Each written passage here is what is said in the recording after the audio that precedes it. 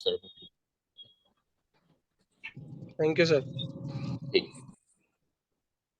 ठीक है। अब जैसे हाँ, इंडियन आर्मी भी होगी तो वहाँ का जो डेटा है वो सिक्योरिटी पर्पस के लिए बहुत इम्पोर्टेंट है। तो वो किसी और कंपनी का सर्वर ना यूज करके वो खुद के सर्वर का यूज करेंगे। फिर उसके लिए कॉस्ट भी तो ओके। ज्यादा लगेगा ना, उसके लिए फिर इम्प्लीमेंटेशन यूज करना पड़ेगा और समथिंग एल्स। बट अब गवर्नमेंट है तो पैसे तो इतना खर्च कर लेगी ना डेटा सिक्योरिटी के लिए। ठीक है। ओके, तो खुद का सिर्फ अगर खुद का सर्वर बनाना होता है तो फिर हम लोग कैसे बना सकते हैं डेटा रखने के लिए, जैसे आपने बताया। तो वो उसके लिए कहीं कुछ खुद से बना सकते हैं या फिर कहीं से वेंडर से। आ, तो मैं ऐसा करेंगे ना, जब आगे पढ़ेंगे ना क्लाउड पे, हाँ हाँ एज्योर पढ़ते हैं या एडब्ल्यूएस, हाँ तो हम कोशिश करेंगे एक दिन टाइम निकालेंगे और हाँ उसमें मैं तुम्हें हडूप का सर्वर बनाना सिखा दूंगा। ठीक है। हाँ सर, ये थोड़ा सही रहेगा। ठीक है। वहां पर हम क्लाउड पे जाएंगे, 2-3 इंस्टेंस बनाएंगे और वहां पर 2-3 डेटा नोड बना देंगे, एक हम मास्टर नोड बना देंगे और हाँ क्लस्टर बना देंगे। वो करके दिखा देंगे। यस सर, ठीक आई है। थिंक हाँ ये यही प्रैक्टिस। चीज यही चीज आपको खुद के सिस्टम में, अगर आपके मान लो 3 सिस्टम है, 3 सिस्टम में आप एक सिस्टम को मेन सिस्टम बना लीजिए, वो मास्टर सिस्टम रहेगा जो ऑपरेट करेगा बाकी के 2 सिस्टम, और बाकी के दोनों सिस्टम को नोड बना दीजिए, नोड 1 नोड 2। ऐसे डेटा सेंटर में भी काम होता है। अब उसको करने के लिए थोड़ा सा और नॉलेज होनी चाहिए नेटवर्किंग की। अब 3 सिस्टम को आपको कनेक्ट कराना है, वाईफाई से नहीं चलेगा। आप सर्वर डालते हो तो वहाँ लैन केबल का यूज होता है, ऑन परमिसेस सर्वर। ठीक है। बाद में वो कनेक्ट होता है चीजों को लेकर के इंटरनेट से। बट अगर 10 सिस्टम का सर्वर बना रहे हो तो उसमें इंटरनेट यूज नहीं होता, उसमें लैन केबल्स का यूज होता है। ठीक है। अब तुम्हें 3 सिस्टम को कनेक्ट कराना है। अब लैन केबल के लिए आप क्या यूज करोगे? राउटर्स। आपने भी कॉलेज में गए होगे, पढ़ते होगे, तो वहां पर जो लैब होते थे, लैब में देखो कई राउटर्स लगते थे सिस्टम को हाँ कनेक्ट कराने के लिए। हाँ ठीक है। वहां पर भी एक होता है चैम्बर होता था, स्मॉल सा एक रैक होता था जहाँ पर सर्वर्स लगे रहते थे। तो जैसे यस। कॉलेज में भी, कुछ कॉलेज में भी देखते हो कि कॉलेज खुद का डेटा रखने के लिए एडमिन डिपार्टमेंट में खुद के सर्वर भी लगाते हैं। राइट। ठीक है। आप कभी एडमिन गए हो तो वो सब लगाते हैं। तो ये खुद का डेटा रखने के लिए, वो कॉलेज का डेटा हो गया तो वो खुद के सर्वर पर रखते हैं, जैसे क्लाउड पे नहीं। ठीक है। तो राइट। ये होता है, मतलब खुद की सिक्योरिटी हो। ऐसा नहीं कि बहुत महंगा पड़ जाता है, खुद का भी सर्वर लगाना कोई महंगा नहीं पड़ता। ठीक है ना। वो तब पड़ेगा मेरे पास थोड़ा सा डेटा है, अब उसके लिए मैं सर्वर लगा रहा हूँ, सेटअप लगा रहा हूँ, तो वो महंगा पड़ेगा। अब जैसे ये होता है। तो जो तो बैंक वैंक में रहता है सर्वर रहता है, वो उसका खुद का अपना सर्वर रहता है, वो फिर AWS या एज़्योर का सर्वर नहीं रहता, राइट। फिर से बोलूँ? जैसे जो भी बैंक का जो भी सर्वर हो गया, जो भी बैंक में, जैसे गवर्नमेंट और प्राइवेट बैंक का हो गया, तो जो भी उसमें डेटाज रहता है तो उसकी खुद के सर्वर पे रहता है, राइट। वो हाँ वो AWS या फिर एज़्योर पे। नहीं, नहीं यूज, कभी नहीं यूज करते। जैसे फ्लिपकार्ट हो गया, हाँ ठीक है, स्नैपडील हो गया, इनके पास भी इतना डेटा है। अगर ये क्लाउड से, एडब्ल्यूएस एजोर से कहेंगे भाई हमको डेटा स्टोर करना है, स्टोरेज चाहिए, इनके लिए बहुत ज्यादा कॉस्टली पड़ जाएगा। तो उससे कम कॉस्ट पे तो ये लोग खुद के सर्वर डाल देंगे। बराबर। फ्लिपकार्ट खुद के सर्वर यूज करता है, पेटीएम खुद के सर्वर यूज करते हैं, क्लाउड पे डेटा नहीं रखते। ठीक है। पेटीएम का भी खुद का सर्वर, इतने यूजर है, इतना डेटा है, अगर वो क्लाउड पे स्टोर करने बैठेंगे तो पेटीएम कंपनी को बहुत ज्यादा कॉस्ट पे करनी पड़ेगी हाँ एडब्ल्यूएस को। तो उससे कम कॉस्ट में अगर वो खुद का ही सर्वर लगा सकते हैं तो वन टाइम ही तो इन्वेस्टमेंट है, खुद का हाँ लगाएंगे ना।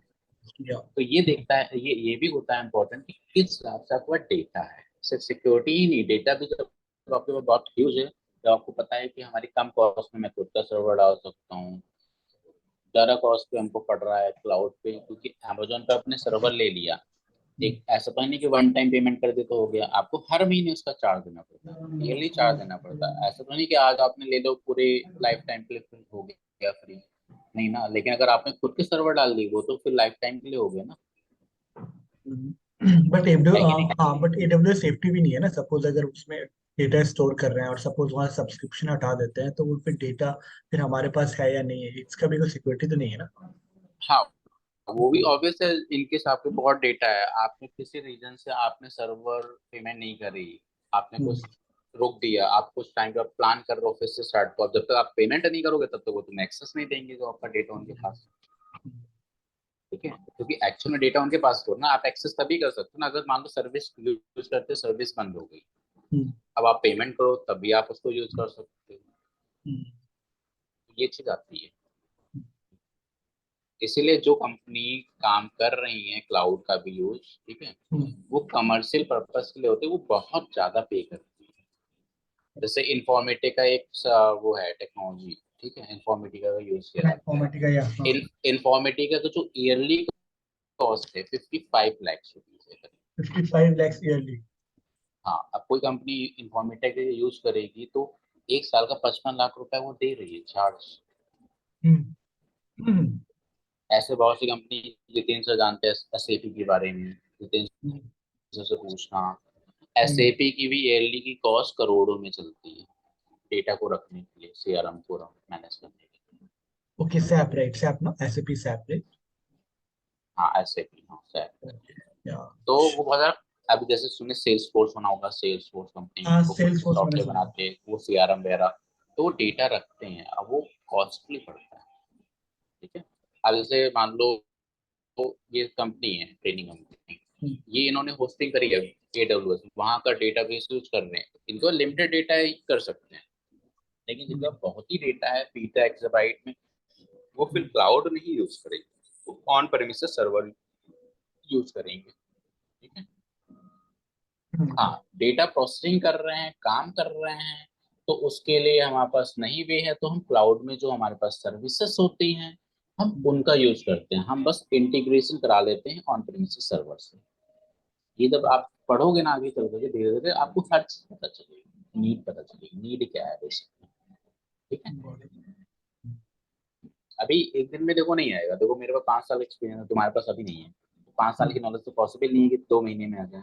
ठीक है, हम्म, बट इतना चीजें सीख सकते हो कि कल इंटरव्यू में पूछा जाए लॉजिकली चीजें तो आप बता पाओ।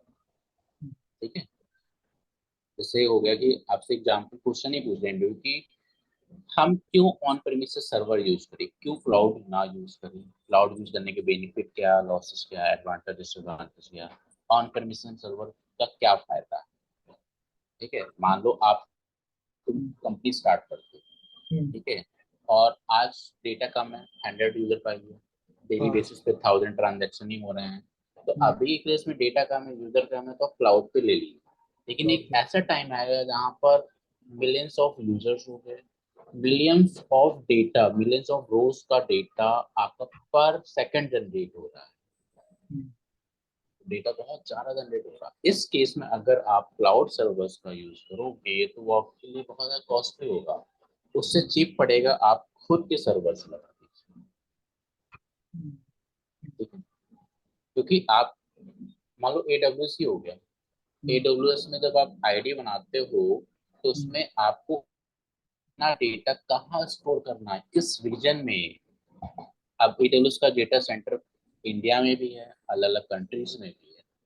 अगर मान लो कोई डेटा आपने यूएस में रखा हुआ है, यूएस के डेटा सेंटर में एडब्ल्यूएस, हम्म, अब यहाँ पर इंडिया में बैठ कर आप डेटा पे प्रोसेस करोगे जो यूएस में स्टोर है, तो उसमें टाइम लगेगा, क्योंकि वो डेटा यूएस में है।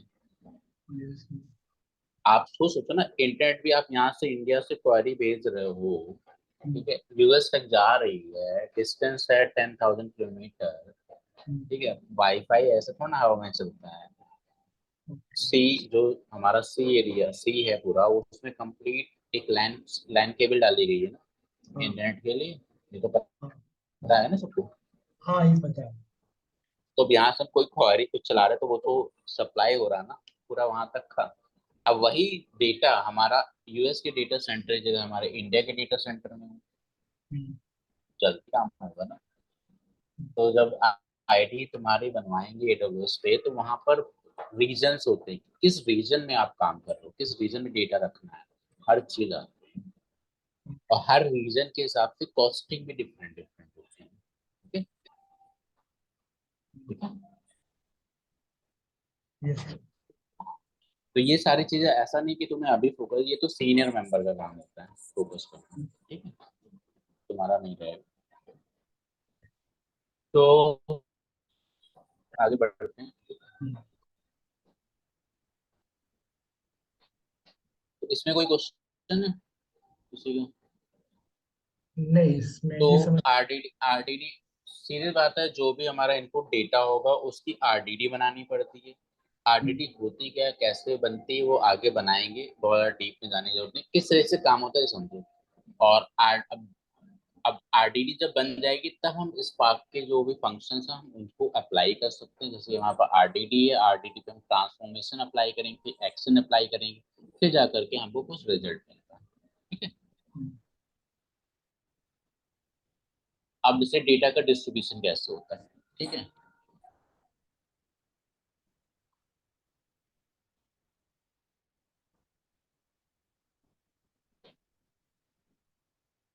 अब जैसे ये स्पार्क के बारे में बताया, हडूप में भी ऐसे होता है जैसे हमारा, ठीक है, कोई इनपुट डेटा सेट हो गया, ठीक है। जो इनपुट डेटा सेट होता है सबसे पहले क्या बनता है, उसकी आरडीडी, स्पार्क में कोई भी प्रोसेस करोगे सबसे पहले क्रिएट होती है आरडीडी। आरडीडी बनने के बाद, ठीक है, अब आरडीडी हमारी बन रही, मान लो 100 MB का डेटा, आरडीडी मैंने क्रिएट करी। अब वो आरडीडी ऐसा नहीं कि एक सिंगल फाइल है और जब तुमने आरडीडी बनाई तो आरडीडी भी एक ही बनी, ये जरूर नहीं है। नंबर ऑफ आरडीडीज बन सकती है, मीन्स 100 MB की फाइल में 10 आरडीडी बन सकती है, 2 बन सकती है, 3 बन सकती है। मतलब स्पार्क में डेटा प्रोसेस करने वो ऑटोमेटिकली पार्टीशंस करता है डेटा, ठीक है, अपनी कंपेटेबिलिटी के लिए। ठीक है, एक डिफॉल्ट पार्टीशन होता है, कोई बहुत बिग डेटा है, लार्ज है, तो सिस्टम अपने हिसाब से उस डेटा को सेगमेंट्स में डिवाइड कर देगा। आपने 100 MB के डेटा को आरडीडी बनाई, अभी एक 100 MB की एक सिंगल फाइल जब आरडीडी बनाई, तो आपको स्क्रीन पे तो एक सिंगल नेम लिखेगा आरडीडी। जब आप वेरिएबल क्रिएट करोगे उसमें आरडीडी ही नाम से वेरिएबल क्रिएट, आपको ये तो लगे कि एक सिंगल वेरिएबल है, सिंगल डेटा है, हमें स्क्रीन पे देखें, लेकिन बैकएंड में वो कई पार्ट में डिवाइड है, जो कि जब हम तुमको बताएंगे तो उसमें चेक भी कर सकते हो कि इस जब मैंने इस डेटा की आरडीडी बनाई तो ये कितने सेगमेंट में डिवाइड हुआ। और ये बाय ठीक डिफॉल्ट है। हो जाता है ना विद हाँ, फुटेज। डिफॉल्ट भी होता है, बाकी तुम्हारे हाथ में भी होता है कि कितनी आरडीडी बनानी है, मतलब पार्टीशन और रीपार्टीशन करना तुम्हारे हाथ में होता है, ये सब करोगे तुम, ठीक है। तो सपोज हमारे पास, जब मैंने इनपुट की आरडीडी बनाई तो हमारे पास 3 आरडीडी बनी। देखो ये हडूप का कुछ पढ़ा हुआ है तो इसलिए इसको पॉइंट को समझना। इनपुट डेटा से आरडीडी में मान लो 3 आरडीडी बनी, जैसे MR1 MR2 MR2, ठीक है, जैसे आरडीडी 1 आरडीडी 2 आरडीडी 3, ठीक है। अब क्या होता है कि अब हम इस आरडीडी में कुछ ऑपरेशन परफॉर्म करते हैं, ठीक है। अब जैसे स्पार्क में ट्रांसफॉर्मेशन फंक्शन अप्लाई कर रहा हूँ, जैसे एक साथ 3 ट्रांसफॉर्मेशन अप्लाई कर रहा हूँ, तो पहले स्टेप में पहला ट्रांसफॉर्मेशन बनेगा, फिर उससे एक न्यू आरडीडी क्रिएट होती है, ठीक है, आरडीडी 1, ठीक है। अब उस पर अप्लाई किया कोई ट्रांसफॉर्मेशन फंक्शन, जैसे आइट्रेशन 1, तो इससे जो आउटपुट आएगा तो उससे एक न्यू आरडीडी क्रिएट होगी, मतलब ओल्ड आरडीडी से न्यू आरडीडी क्रिएट होगी। फिर फर्दर एक अदर ट्रांसफॉर्मेशन फंक्शन अप्लाई करते हो, फिर उससे फर्दर एक न्यू आरडीडी क्रिएट होगी। और उस जब फाइनल आरडीडी पे जब हम कोई एक्शन फंक्शन अप्लाई करते हैं, एक्शन फंक्शन बेसिकली यूज करते हैं किसी आउटपुट को निकालने के लिए, तब उससे फाइनली रिजल्ट आता है, ठीक है। Got it. ठीक है, अभी आगे समझोगे, ठीक है, धीरे धीरे। अब जैसे मैंने लास्ट टाइम बता ही रखा था, जैसे डेटा डिस्ट्रीब्यूशन के लिए, जैसे 1 TB का डेटा ट्रांसफर करना, 1 MB स्पीड है डेटा ट्रांसफर करने की, है ना, तो कितना टाइम लग जाएगा, गलती से 10 सेकंड लिखा है, इसमें ज़्यादा लगेगा। वही अगर 1 TB डेटा को हम मल्टीपल नोड में डिस्ट्रीब्यूट कर देते हैं तो और भी ज़्यादा फास्ट डिस्ट्रीब्यूट हो जाएगा। यहाँ पर देखो, जैसे हमारे पास जो इनपुट डेटा होता है, ठीक है, इनपुट डेटा की आरडीडी बनती है, ठीक है। अब जैसे हमारे पास कोई डेटा हुआ 100 MB का, उससे मैंने आरडीडी बनाई, ठीक है। आरडीडी जब बनती है, जैसे ये जो हमारे ये ग्रे बॉक्सेस हैं, ठीक है, जैसे जो फर्स्ट ग्रे बॉक्स है, ठीक है, ये है एक आरडीडी, ठीक है। अब इस आरडीडी पे हमने क्या करा, एक ट्रांसफॉर्मेशन फंक्शन अप्लाई कर दिया। अब देखो होता क्या है, जैसे जो हमारा डेटा है उससे आरडीडी बनी, उस पर जब मैंने फर्स्ट ट्रांसफॉर्मेशन फंक्शन बनाया है तो उस समय उसके 3 पार्ट थे, आरडीडी के 3 पार्टीशंस थे। मैंने फर्दर अप्लाई किया ट्रांसफॉर्म, तो उसके बाद जो न्यू आरडीडी क्रिएट हुई उसमें नंबर ऑफ पार्टीशन कम भी हो सकते हैं, ज्यादा भी हो सकते हैं। ठीक है,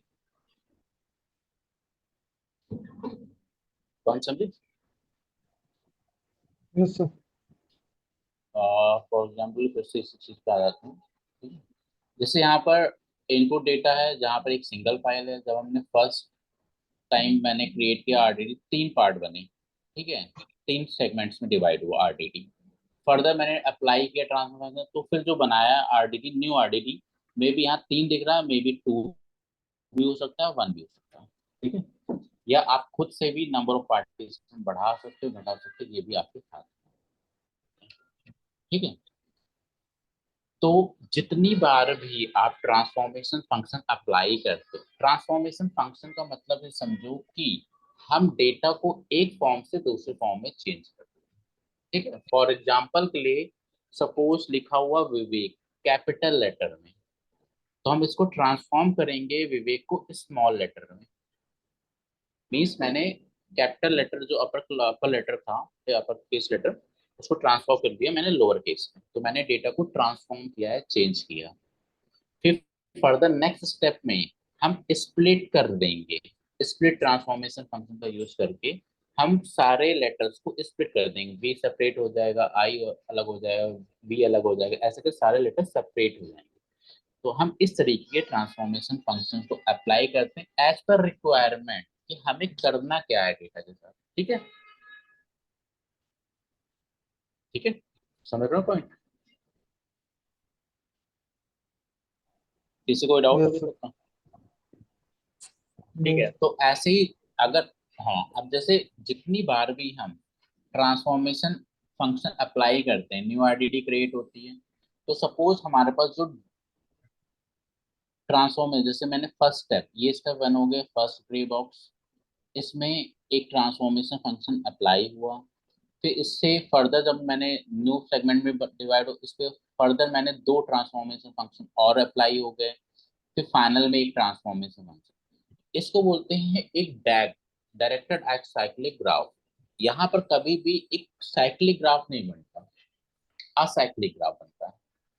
साइक्लिक ग्राफ में होता है कि पूरा सर्किल में घूमता है, असाइक्लिक में सर्किल में नहीं, मतलब एक स्टेप के बाद दूसरा स्टेप, दूसरे बाद तीसरा स्टेप। ठीक है, तो यहाँ पर डैग का फॉर्मेशन होता है यूजिंग आरडीडी। ठीक है, जो कंपनी स्पार्क में जो प्रोसेसिंग चलती है वो डैग पे बेस्ड होती है कि किस तरीके से प्रोसेस होगा, किस हिसाब से स्टेप बाय स्टेप प्रोसेस होगा, मतलब ट्रांसफॉर्मेशन फंक्शन अप्लाई करेंगे। जैसे सपोज फर्स्ट प्री बॉक्स यहाँ पर T1 फर्स्ट ट्रांसफॉर्मेशन अप्लाई हुआ, नेक्स्ट 2 बॉक्स में T2 T3 हो गया, फोर, और लास्ट में T4 हो गया तुम्हारा। तो इससे क्या होता है, एक डैग क्रिएट होता है। जैसे ये डैग क्रिएट होता है, फिर ये पास होता है डैग शेड्यूलर के अंदर। अब डैग शेड्यूलर में जैसे पास होता है, तो वहां पर ये डिफरेंट डिफरेंट स्टेजेस में डिवाइड होता है। स्टेजेस में डिवाइड होने का ये फिर जाता है क्लस्टर मैनेजर में। ठीक है, वहां पर टास्क साइन होता है नोड्स पे, फिर जाकर के ये प्रॉपर प्रोसेस होता है। ठीक है, ये सारी चीजें जीयूआई बेस्ड होती है। जब हम सेटअप कराएंगे तो वहां पर भी चीजों को समझ में आ जाएगा। बट फेजेस ये होते हैं कि पहले, सबसे पहले आप आरडीटी क्रिएट करिए। आरडीटी क्रिएट करने के लिए भी देखो कैसे कैसे बनती है, तो उसके लिए स्पार्क कॉन्टेक्स्ट वगैरह यूज होता है। ठीक है, तो ये आगे धीरे धीरे करके आते हैं। ये सिंपल समझने को, जो भी इनपुट डेटा होगा उसको हमको क्या करना पड़ेगा, आरडीटी बनानी पड़ेगी। आरडीटी बनाने का हम कुछ ट्रांसफॉर्मेशन और एक्शन फंक्शन अप्लाई करते हैं। अब जब वो अप्लाई करते हैं तो बैकएंड में क्या होता है, सबसे पहले डैग क्रिएट होता है, एक डायरेक्टेड असाइक्लिक ग्राफ बनता है। फिर वो डैग पास होता है डैग शेड्यूलर। डैग शेड्यूलर में क्या काम होता है, ठीक है, फर्दर ये पास हो जाता है क्लस्टर मैनेजर में। तो ये किस तरीके से काम हो रहा है वो नेक्स्ट आगे धीरे धीरे करके पता चल जाएगा। अब इस इसमें देखो बताया गया है। ठीक, what is DAG? DAG is a directed, DAG is a graph denoting the sequence of operation that are being performed on that target RDD. मतलब जो आरडीडी है उस पे हम जो भी ऑपरेशंस परफॉर्म करेंगे, ठीक है, वो क्या करता है, एक डैग क्रिएट करता है। जैसे हमने कोई डेटा हो गया, उस पर मैंने फर्स्ट ट्रांसफॉर्मेशन फंक्शन अप्लाई किया, वो RDD1 है उस पर अप्लाई हुआ। फर्दर मैंने new step new transformation apply किया। ऐसे करके ये क्या होता है, एक डैग, एक तुम्हारा ग्राफ जनरेट हो जाता है। ठीक है, अब डैग में दो चीज होती है, एजेस और वर्टिसेस। ठीक है, डैग इज सेट ऑफ वर्टिसेस और एजेस। अब वर्टिसेस क्या होते हैं और एजेस क्या होते हैं? वर्टिसेस रिप्रेजेंट RDDs, मतलब जो दो चीज होती है, एक एरो बन रहा है, जैसे ये एक एरो बना। ठीक है, अब ये जो पॉइंट है, ठीक है, तो क्या होगा, जो वर्टेक्स है वो तुम्हारा क्या होता है, RDD। और जो एज होता है ये होता है ऑपरेशन, मतलब कोई ट्रांसफॉर्मेशन फंक्शन अप्लाई कर रहे हो उस RDD पे। समझे? अब तुम्हें ग्राफ बनाते हो, ग्राफ कैसे बनता है, एरो से बनता है ना। हम्म जैसे ये है ग्राफ। अब इस एरो में दो चीज है, एक तो क्या है, वर्टेक्स है, और एक क्या है, एज। दो ही चीज हुई ना। वर्टेक्स क्या है, जहां से आपका ग्राफ स्टार्ट हो रहा है या एंड हो रहा है, वो वर्टेक्स हो गया। हम्म जो तुम्हारा लाइन है वो क्या होती है, एज। ओके। एक लाइन में दो ही चीज तो होती है ना, एज क्या होता है, वर्टेक्स क्या होता है। एरो में समझ गए ना, एज और वर्टेक्स क्या है। Yes.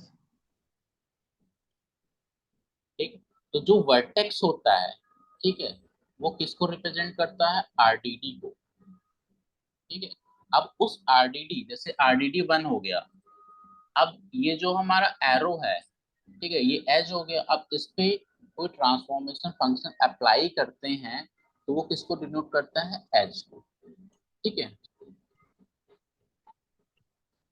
vertices represent RDDs and edges represent operation which are apply on that RDD। इस RDD पे जो भी हम ऑपरेशन अप्लाई करेंगे वो हो जाता है हमारा एज, और जो डेटा होता है, RDD होता है, वो होता है वर्टेक्स। ये सिर्फ देखो टर्म्स यूज कर रहे हैं, इतना पीछे जाएंगे जब आगे काम करने लगे तो ये सबसे मतलब नहीं रहेगा। ठीक है, ओके। नेक्स्ट स्टेप क्या, तो व्हेन, ये तो हो गया ऑपरेशन में दो टाइप के बताए थे, ट्रांसफॉर्मर एक्शन। ठीक है, अभी आगे पढ़ेंगे। तो इसके बाद आता है जब ट्रांसफॉर्मेशन फंक्शन अप्लाई हो जाते हैं कंप्लीट, तो आता है कि हम नेक्स्ट क्या करते हैं, एक्शंस अप्लाई करते हैं। ठीक है, एक्शन में क्या होता है, when an action is called on Spark RD, Spark submit graph to DAG scheduler.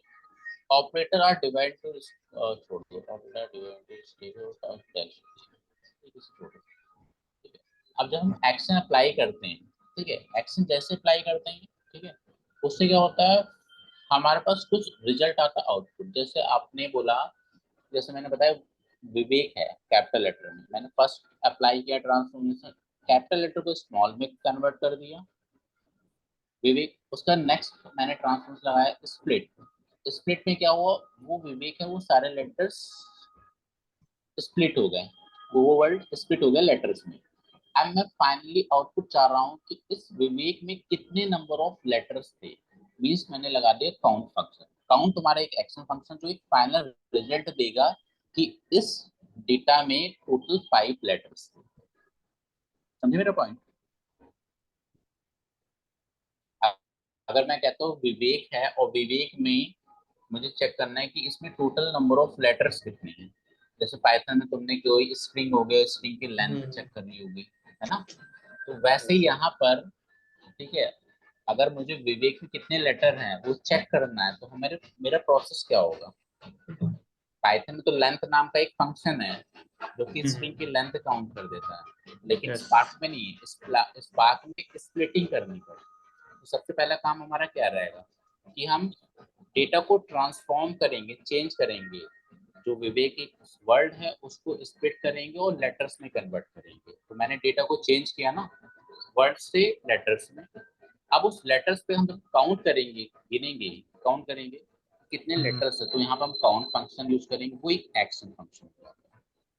ठीक है, उससे हमारे पास क्या होता है, एक फाइनली आउटपुट आता है। ठीक है, अब देखो यहाँ पर दो चीज चीज और बताई गई कि डैग शेड्यूलर क्या होता है, टास्क शेड्यूलर क्या होता है, एग्जीक्यूटर का। जैसे जो हमारा इनपुट डेटा होता है वो आरडीडी होता है, ठीक है। अब आरडीडी में क्या होता है, उस आरडीडी में डिफरेंट डिफरेंट आपके पास ऑपरेशन परफॉर्म होते हैं, उसके लिए हमारे पास एक डैग क्रिएट होता है। अब उसके बाद हमारा जो डैग शेड्यूलर होता है, ये क्या करते हैं, डैग का फॉर्मेशन करता है। अब ये डैग पूरा पास होता है डैग शेड्यूलर के अंदर। अब डैग शेड्यूलर में क्या होता है, आपने 3 ट्रांसफॉर्मेशन फंक्शन अप्लाई किए, ठीक है। और आरडीडी तो ऑलरेडी पार्टीशन है, ठीक है। तो अब जैसे स्टेज 1 में क्या हो, स्टेज 1 में तुम्हारा सपोज पहला ट्रांसफॉर्मेशन फंक्शन अप्लाई हो रहा है। यहाँ पर सपोज देखो 2 आरडीडी बने हुए थे, और 2 आरडीडी में दो दो पार्टीशन हो गए, P1 P2 P3 P4। अब इस पे स्टेज 1 में तुमने कोई ट्रांसफॉर्मेशन फंक्शन अप्लाई किया जिससे डेटा चेंज हुआ, ठीक है। अब वो गया स्टेज 2 में, ठीक है। अब इस केस में जब स्टेज 2 में गया तो नंबर ऑफ आरडीडी कम भी हो सकती है, नंबर ऑफ पार्टीशन कम भी हो सकता है, ज्यादा भी, हमें नहीं पता। ये डिपेंड करेगा कि किस तरीके के ऑपरेशंस परफॉर्म हो रही है उस डेटा पे, ठीक है। हाँ, जहां हम चाहते हैं कि हम खुद से मैनुअली चीजों को देखें कि इतने ही पार्टीशन हो, इतने ही ना इतने पार्टीशन हो, या इतने आरडीडी बनी, वो हमारे हाथ में कंट्रोल होता है, वरना डिफॉल्ट से होता है, ठीक है। वो अपने कंपेटेबिलिटी के लिए स्पार्क अपने हिसाब से करता है। तो स्टेज 1 में जैसे फर्स्ट ट्रांसफॉर्मेशन फंक्शन अप्लाई हुआ, ठीक है, उससे जो आउटपुट आया वो स्टेज 2 में गया। फिर वहां पर जो अदर ट्रांसफॉर्मेशन फंक्शन अप्लाई हुआ, फिर फर्दर ये चीज स्टेज 3 में गया, ठीक है। तो इस तरीके से ये क्या होता है, एक पूरा प्रॉपर फॉर्मेशन हो जाता है। फिर ये, अब देखो एक्चुअल में यहाँ पर क्या हो रहा है, डैग शेड्यूलर में देखो जो तुमने क्वेरी लिखी है, सबसे पहले जब जैसे क्वेरी एक्सक्यूट क्वेरी जैसे बनाते, जैसे जो कोड बनाते हैं उसको बोलते हैं बेसिकली ड्राइवर प्रोग्राम। अब ये होता है फेज स्टेप। अब आपने बनाया तुरंत ही एंटर मारा, तो क्या बनता है, सबसे पहले टैग क्रिएट होगा।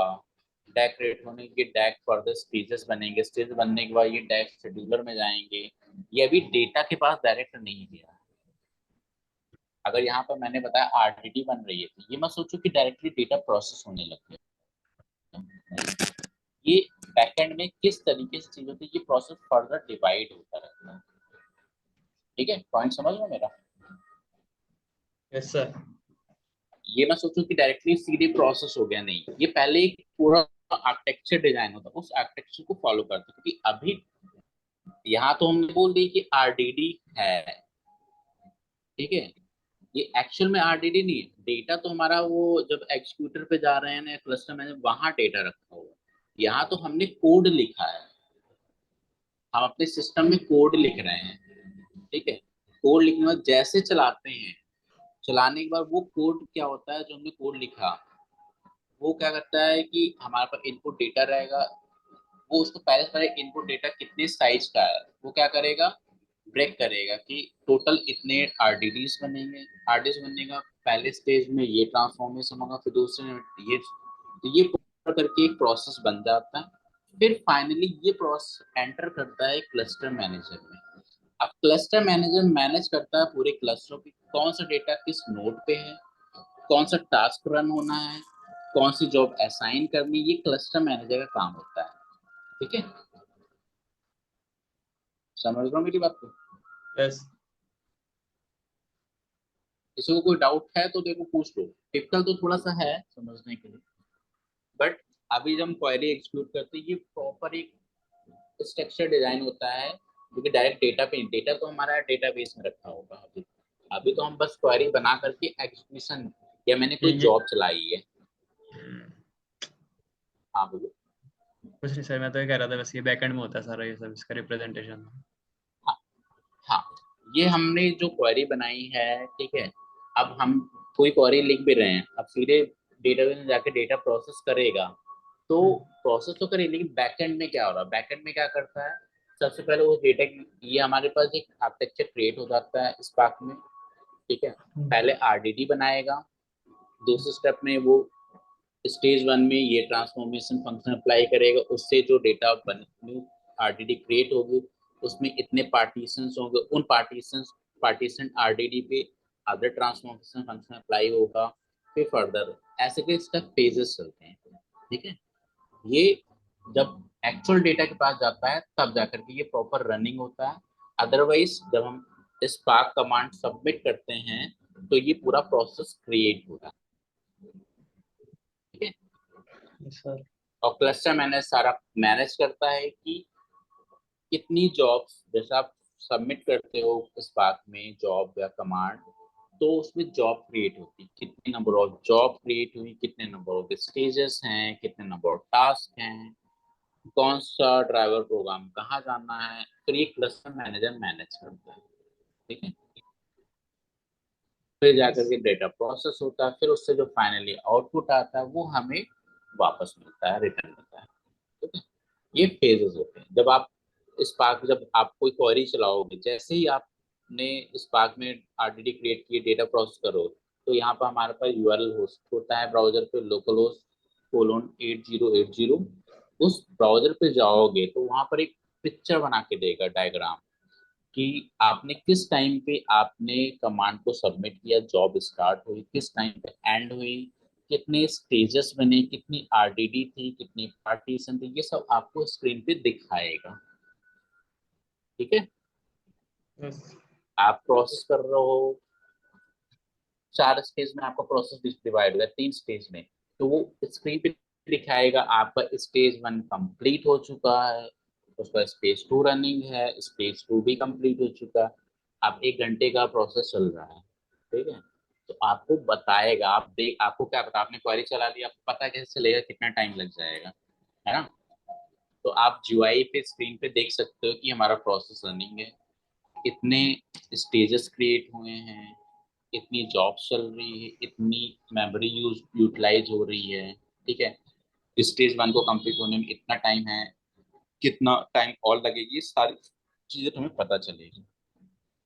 ठीक है।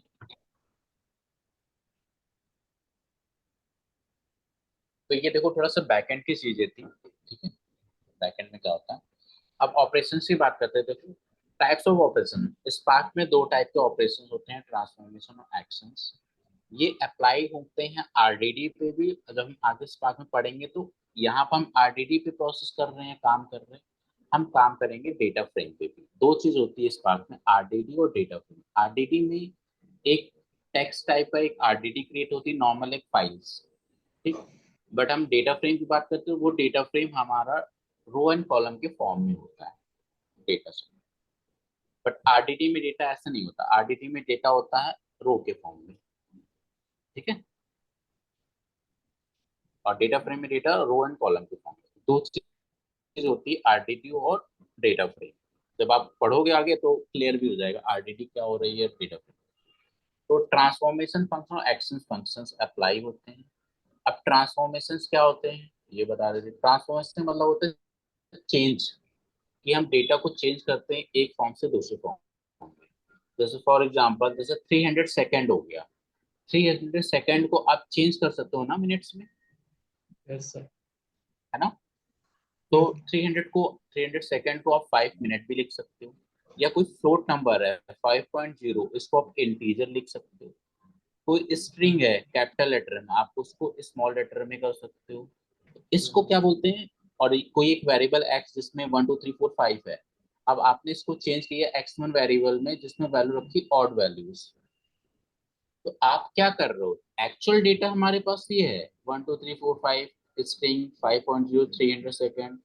आप क्या कर रहे हो, किसी ट्रांसफॉर्मेशन फंक्शन का अप्लाई करके डेटा को इस फॉर्म से दूसरी फॉर्म में ला रहे हो। ठीक है। समझिए ट्रांसफॉर्मेशन मतलब, समझिए।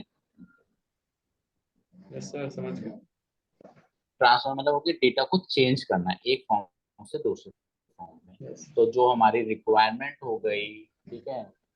तो अब जैसे हमारे पास रिक्वायरमेंट ले, जैसे मेरे पास डेटा सेट है सिटी, मतलब हमारे पे एक कंट्री का डेटा है जिसमें एक कॉलम है डेटा सिटी नाम का। अब सिटी में कई सिटीज है इंडिया में।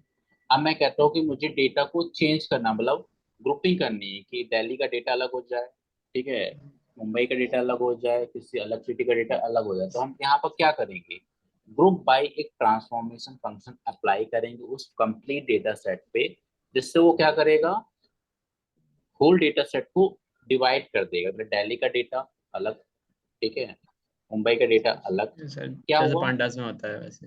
हाँ जैसे पांडास में होता है, सिक्कल में भी होता है, तो इसमें भी हम्म, होता है कि उसने एक्चुअल डेटा को एक फॉर्म से दूसरे फॉर्म में चेंज कर दिया। हम्म, हमने यहाँ पर फंक्शन क्या यूज किया, ग्रुप बाय, है ना। तो yes, ऐसे ही हमारे पास फंक्शन है।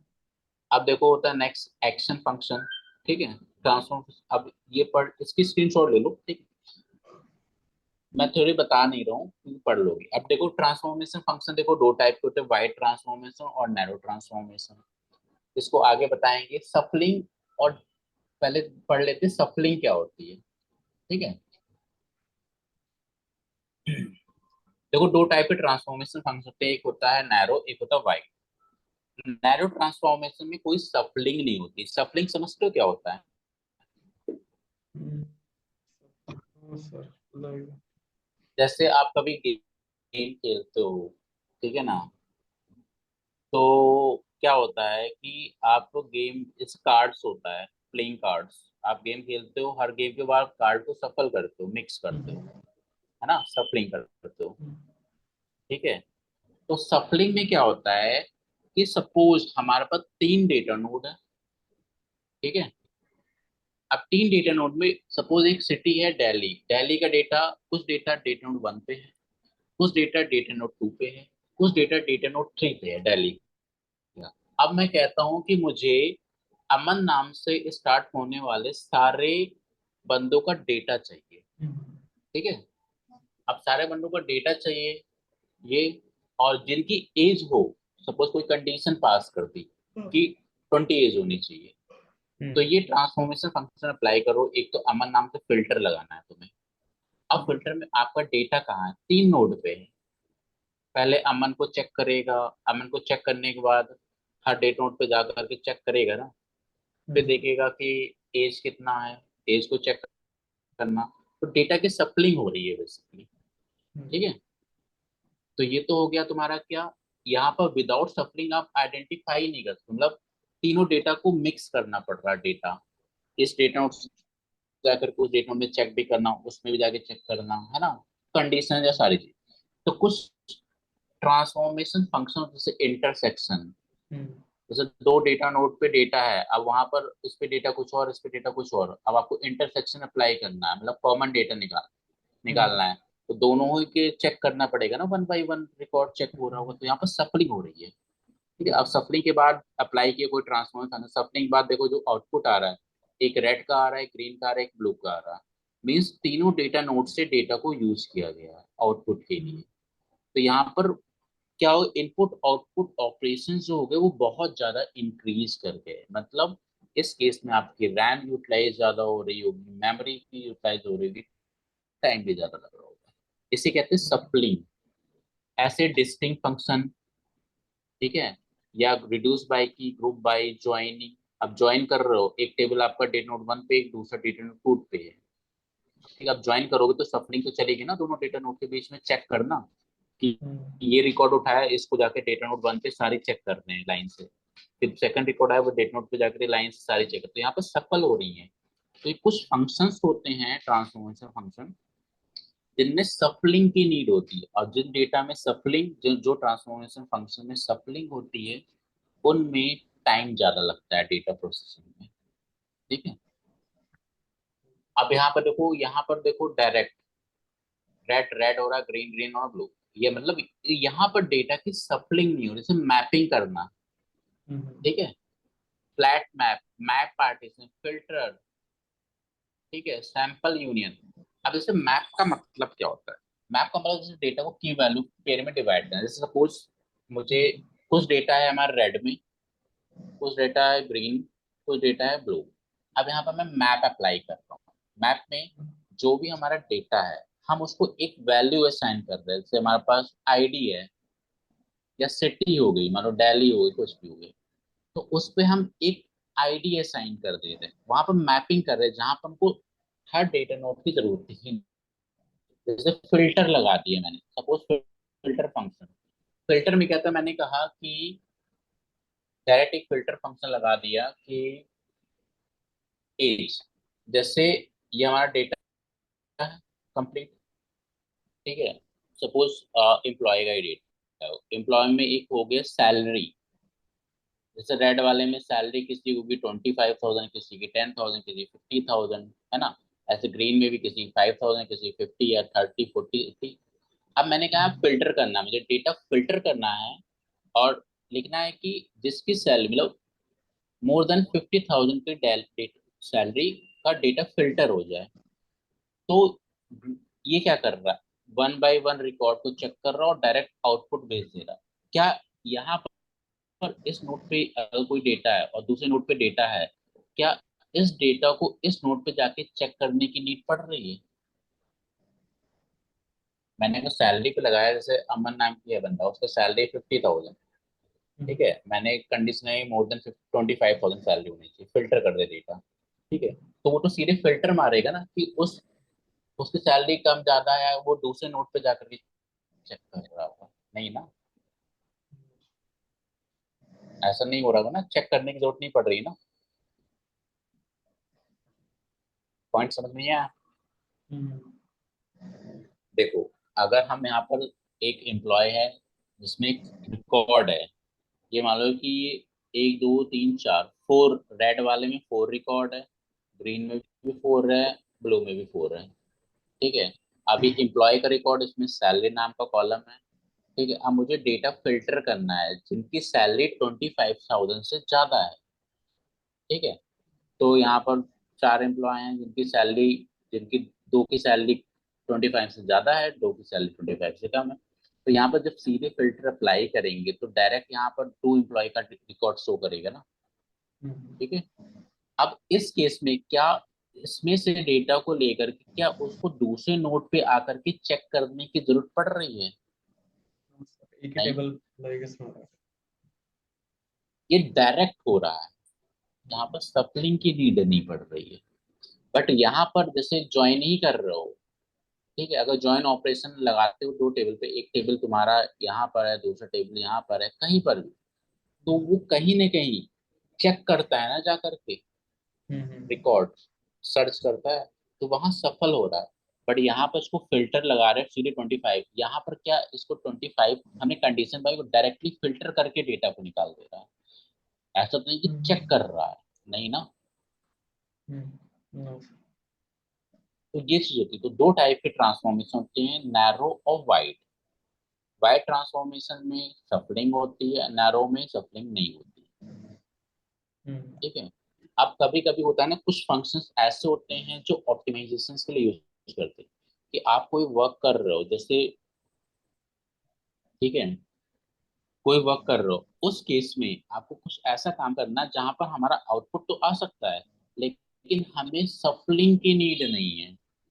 अब जैसे यहाँ पर अगर मान लो 4 पार्टीज हैं, 4 नोड हैं। अब जैसे वाइड ट्रांसफॉर्मेशन फंक्शन है, अगर 3 नोड है, अगर यही एक ही नोड होता और एक ही पार्टीशन होता, तो यहाँ पर कोई भी तुम बाय ट्रांसफॉर्मेशन फंक्शन अप्लाई कर लो, सफलिंग की जरूरत नहीं पड़ेगी। ठीक है, अगर कोई चीज एक ही जगह है, जैसे मान लो 2 टेबल है, ज्वाइन करना है, ठीक है, तो दोनों टेबल अलग अलग है या अलग प्लेस पे, तो यहाँ पर सफलिंग की नीड है।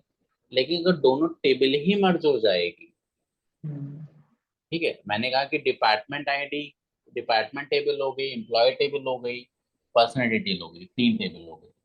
अब मैं कह रहा हूँ किसी एम्प्लॉय की, ठीक है, सैलरी, इस डिपार्टमेंट की सैलरी इतने से ज्यादा हो, तो उसके लिए एक ज्वाइनिंग की नीड पड़ रही है। लेकिन वो तीनों टेबल एक ही जगह मर्ज होती और फिर मैं सीधे डायरेक्टली कंडीशन पास करता, वेयर फिर नीड नहीं पड़ी। Department equals to suppose IT and salary is greater than 25, तो यहाँ तो सप्लिंग की नीड ही नहीं है ना, डायरेक्टली क्वेरी परफॉर्म हो रही है। लेकिन ज्वाइन ऑपरेशन वो चेक करता है। तो ये डिपेंड भी, हमको भी ये चीज ध्यान रखनी है वर्क करते वक्त कि हमें जो काम कर रहे हैं, डेटा कितना ह्यूज है, कितने नोड पे डिस्ट्रीब्यूट है, कितने नंबर ऑफ पार्टीशन, अगर हम ये अप्लाई कर देंगे यहाँ पर इनपुट आउटपुट ऑपरेशन बहुत ज्यादा हो जाएगा, जिससे हमारा जो प्रोसेसिंग टाइम होगा वो बहुत ज्यादा टाइम लेगा।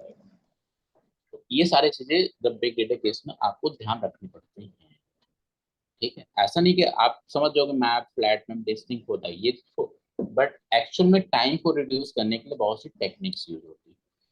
मैंने बताया आप सीख लोगे प्रोसेसिंग करना, लेकिन अब आपको काम है प्रॉब्लम्स, कि आपको डेटा बहुत यूज है, ये अप्लाई कर रहे हो, डेटा प्रोसेसिंग में बहुत टाइम लग रहा है, 6 घंटे लग जा रहे हैं। अब 6 घंटे डेटा प्रोसेस हो रहा है, एक प्रॉब्लम हो गई, इसको ओवरकम कैसे करें, मतलब इसको 30 मिनट्स में कैसे करें, उसके लिए हम क्या स्ट्रेटेजी प्लान करें। जैसे मैंने लास्ट टाइम तुम्हें बताया कि डेटा नोट को डिस्ट्रीब्यूट कर दो, ब्लॉक्स में डिवाइड कर दो, वहां पर भी अब तुमने देखा ना स्पार्क में, जो हडूप में डेटा 100 मिनट में प्रोसेस हो रहा है, बट स्पार्क में इन मेमोरी 1 मिनट में प्रोसेस हो रहा है। क्यों हो रहा है? ऐसे तो अपने आप नहीं होगा ना, कई स्ट्रेटेजीज लगानी पड़ती है, तब जाकर के ये होता है।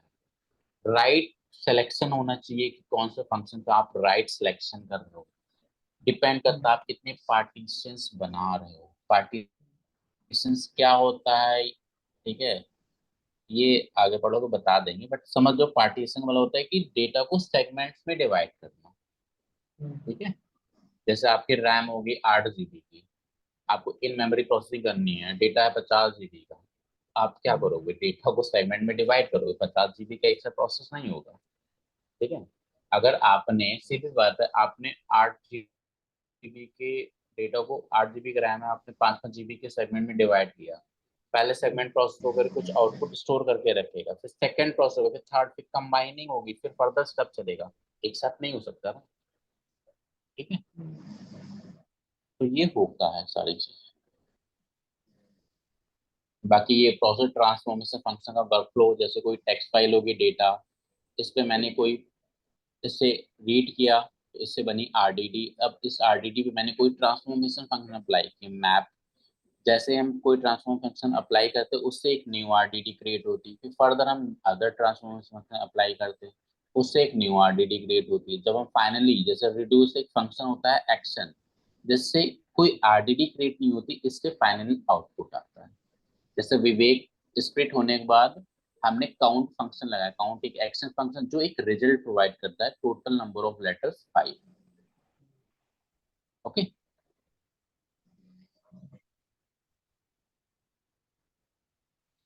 तो ऐसे ही जैसे एक्शन फंक्शन में जैसे एग्जांपल है, जैसे तुमने पाइथन में प्रिंट हेलो चलाया और उससे स्क्रीन पे डिस्प्ले होना हेलो आउटपुट, तो प्रिंट ने क्या किया, एक एक्शन परफॉर्म किया जिससे कुछ रिजल्ट आया।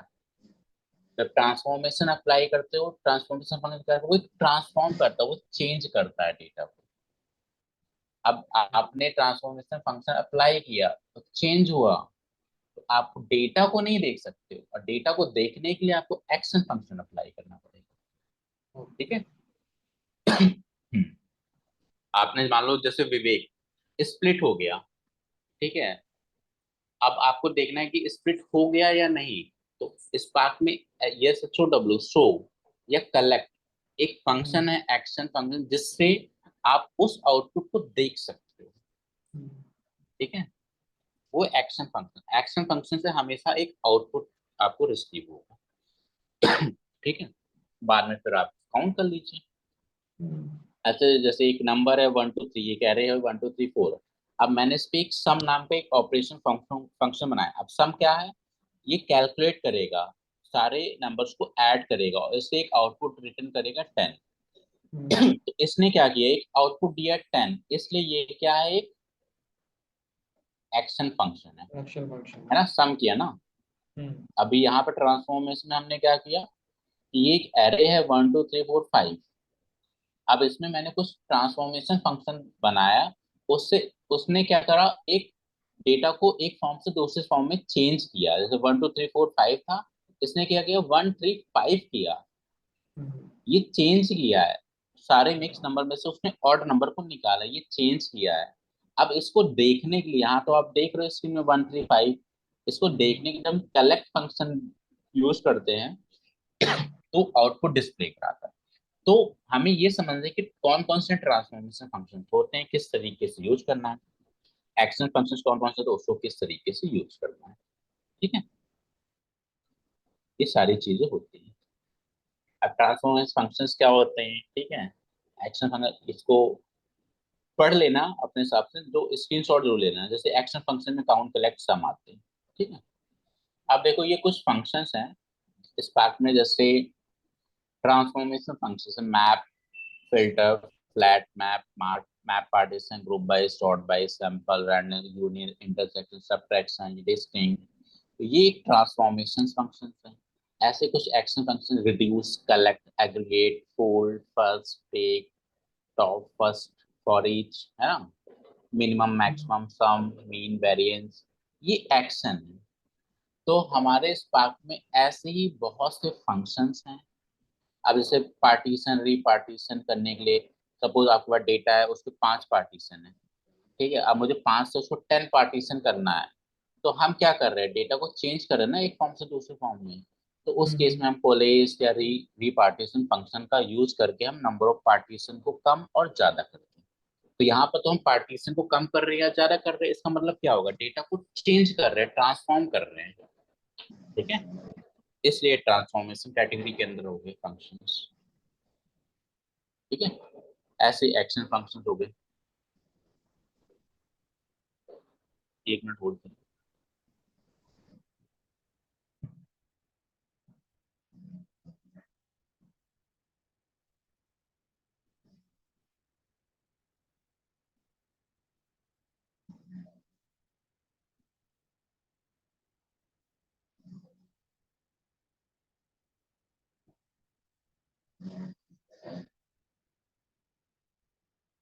ऐसे हमारे पास ये सारी चीज, अब देखो, अब तो हमारे पास आज में देखो मैं क्या पढ़ लिया, देखो आरडीडी होती क्या है, ठीक है, ट्रांसफॉर्मेशन फंक्शंस क्या होते हैं, एक्शन फंक्शंस क्या होते हैं, ट्रांसफॉर्मेशन फंक्शंस का यूज क्या है, एक्शन का या यूज क्या है, किस तरीके से आरडीडी बनानी है, ये सारी चीजें, ठीक है ना। तो अब जो नेक्स्ट क्लास रहेगा, जैसे तुम लोग अगर पढ़ ले वो सेटअप वगैरह कर लेते हो, तो नेक्स्ट क्लास में जैसे आपने ये सारे इंप्लीमेंट करेंगे, जैसे आपने कोई पाइथन हो गया, पाइथन में आपने कोई एरे बना दिया या लिस्ट बना लिया, टपल बना लिया, उससे हम स्पार्क में कोई आरडीडीएम क्रिएट कैसे करेंगे, फिर उस आरडीडी पे हम जो ट्रांसफॉर्मेशन एक्शन फंक्शन मैंने जो बात करी, उसका हम कैसे अप्लाई करेंगे। जैसे हम पाइथन से हम एक लिस्ट बनाएंगे जिसमें एक नंबर होगा 1 to 10। अब हम यूजिंग स्पार्क उसमें से हम आइडेंटिफाई करेंगे इवन नंबर कैसे निकालेंगे, ऑड नंबर कैसे निकालेंगे, वो यूजिंग हम ट्रांसफॉर्मेशन और एक्शन फंक्शन का यूज करेंगे, ठीक है। अब तुम सोचो कि पाइथन का वेरिएबल लिस्ट, लिस्ट पे हम स्पार्क के ट्रांसफॉर्मेशन और एक्शन फंक्शन को अप्लाई कर दे डायरेक्ट, तो नहीं हो सकता। आप इस डेटा को आपको चेंज करना पड़ेगा आरडीडी में, क्योंकि जो स्पार्क के जो ट्रांसफॉर्मेशन एक्शन फंक्शन है वो अप्लाई होते हैं सिर्फ आरडीडी पे, ठीक है।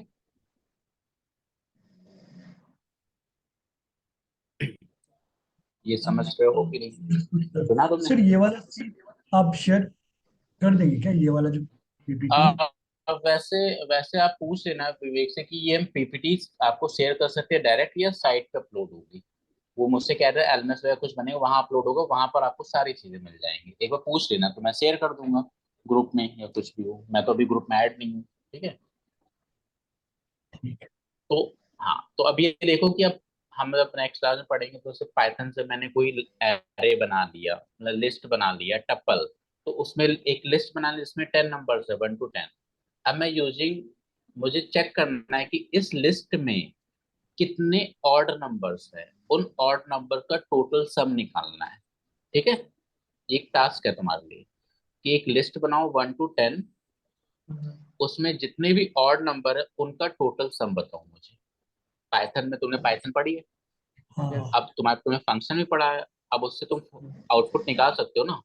पाइथन में हम्म। करके देखना, बहुत टिपिकल हो जाएगा तुम्हारा। एक छोटा सा क्वेश्चन है ना तुम्हारे लिए, कि एक लिस्ट है जिसमें 1 to 10 नंबर्स है, अब इस 10 नंबर तक का जितने भी ऑड नंबर्स है उनका टोटल सम क्या होगा, जैसे 3 1 है, 3 है, 5 है, 7 है, 9 है, इनका टोटल सम क्या होगा, ये यूजिंग पाइथन तुम्हें करके देखना है, ठीक है। तो आप करके देखना, आपने पढ़ी ना बेसिक पाइथन, हाँ सर। आप कर सकते होगे मे बी, लेकिन आप नहीं कर पाओगे, इतना इजी नहीं है पाइथन में कर लेना। स्पार्क में एक लाइन में होगा ये काम, एक लाइन में, ठीक है, 1 से 2 लाइन में हो जाएगा तुम्हारा, और बहुत इजी है सीखना। बस आपको ये पता होना चाहिए कि किन फंक्शन का क्या काम है, ठीक है। लेकिन आप सोचो कि स्पार्क के सारे ट्रांसफॉर्मेशन एक्शन डायरेक्टली लिस्ट पे अप्लाई होंगे तो नहीं होंगे। सबसे पहले लिस्ट को आरडीडी में कन्वर्ट करना पड़ेगा, फिर ही अप्लाई होंगे सारे ट्रांसफॉर्मेशन। तो एक छोटा सा टास्क है तुम्हारे लिए कि ये 1 to 10 नंबर है, इनमें से तुम्हें ऑड वैल्यू, जितनी भी ऑड वैल्यू उनका टोटल सम आपको कैलकुलेट करना है यूजिंग पाइथन। जितनी भी बेसिक पाइथन पढ़ी उससे कर सकते हो, कर लेना। मैं तुम्हें स्पार्क में बताऊंगा ये चीज, ठीक है। तो हम आगे जब नेक्स्ट क्लास स्टार्ट होगी तो वहां पर हम जो नॉर्मल वेरिएबल्स हो गए, लिस्ट, टपल, डिक्शनरी, उससे हम किस तरीके से आरडीडी क्रिएट करते हैं और उस आरडीडी पे हम जो ऑपरेशंस हो गए वो किस तरीके से अप्लाई करते हैं वो सीखेंगे। उसके बाद हम जितने भी सीएसवी टेक्स्ट फाइल हो गए उनसे हम कैसे हम डेटा को रीड करके आरडीडी बना रहे हैं, उस पे हम किस तरीके से डेटा मतलब transformation function action function apply कर रहे हैं। ऐसे ही जब हमारा डेटा किसी डेटाबेस में होगा या अमेजोन एसडी पे होगा या एसडीएफएस में होगा या किसी अदर डेटा सोर्स पे होगा, तो उस डेटा को किस तरीके से हम रीड करके आरडीडी बनाएंगे या डेटा फ्रेम बनाएंगे, फिर हम उस डेटा पे किस तरीके से हम ऑपरेशन परफॉर्म करेंगे, ठीक है। ये तो एक नॉर्मल चलेगी। अब ऑपरेशन परफॉर्म कर रही कोई क्वेरी चल रही है, उस क्वेरी को एग्जीक्यूट होके आउटपुट आने में टाइम लग रहा है 1 घंटे। तो अब हम उसके बाद हम काम करेंगे ऑप्टिमाइजेशन टेक्निक्स पे। स्पार्क के अंदर ऑप्टिमाइजेशन टेक्निक्स होंगी, कुछ स्ट्रेटेजीज होंगी, उनका यूज करके हम उस टाइम को और रिड्यूस करेंगे। जो हमारा प्रोसेस 1 घंटे में हो रहा है उस 1 घंटे को हम लाएंगे 10 मिनट में, ठीक है। कि प्रोसेसिंग टाइम जो हमारा बहुत ज्यादा लग रहा होगा, ठीक है, अब हम उसमें और क्या स्ट्रेटेजीज लगाएं जिससे हमारा वो प्रोसेसिंग टाइम कम हो। अब हमें फंक्शन नहीं, डेटा आंसर करके आउटपुट आ रहा है, अब टाइम को कैसे रिड्यूस करना है फिर उस पे काम करना है, ठीक है। समझ में आ गया? Yes sir. हाँ। देखो जब अप्लाई करोगे तो ये जो थ्योरी तुम्हें लग रही है बहुत लेंदी टिपिकल, एक्चुअल में देखो है नहीं। जब अप्लाई करने लग जाओगे ना ये सब मतलब ही नहीं रहेगा तुम्हारा। लेकिन एक्चुअल जो मेन मेन चीज थी, ठीक है, वो आरडीडी क्या होती है, आरडीडी बनाएंगे हम, उस आरडीडी पे हम अप्लाई करेंगे फंक्शंस, जो भी ट्रांसफॉर्मेशन एक्शन फंक्शन है। और ये जो डैग है तुम्हारा, स्टेज है, ठीक है ना, ये जब हम उस पे जाएंगे ना जीयूआई पे, तो वहां पर बताइए कितने डैग बन गया है, कितने स्टेजेस में आपका जॉब एग्जीक्यूट हो रहा है, कितने स्टेज कंप्लीट हो गए। ये आपको काम नहीं करना टैग और डैग बनाने का और स्टेज बनाने का, ये बैकएंड में काम होता है, अपने आप काम होता है, आपको कुछ नहीं करना, ठीक है।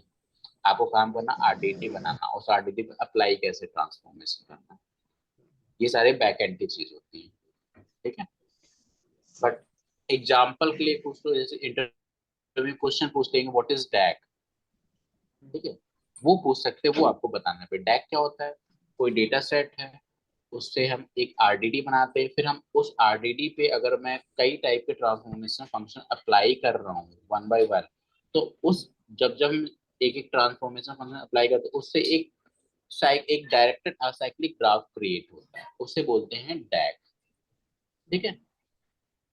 जिसमें दो चीज होती है, एक एज होता है एक वर्टिसेस। एज रिप्रेजेंट करता है ऑपरेशंस को, वर्टिसेस रिप्रेजेंट करता है आरडीटी को। ये आरडीडी। आप एक रिप्लाई करोगे आंसर व्हाट इज डैग, ठीक है। अब एक बार अगर तुम पढ़ लेते हो खुद से तो कल हम पूछते भी हैं तुम्हें कि डैग क्या होता है, आप खुद बता लोगे डैग है क्या, ठीक है। अब खुद से आरडीडी मैंने बताया आरडीडी क्या है, कहीं ना कहीं तुम्हें पता है, मे भी कल तक भूल जाओ लेकिन एक बार पढ़ लोगे बोलोगे नहीं। डैग क्या है ये भी तुम्हें पता है।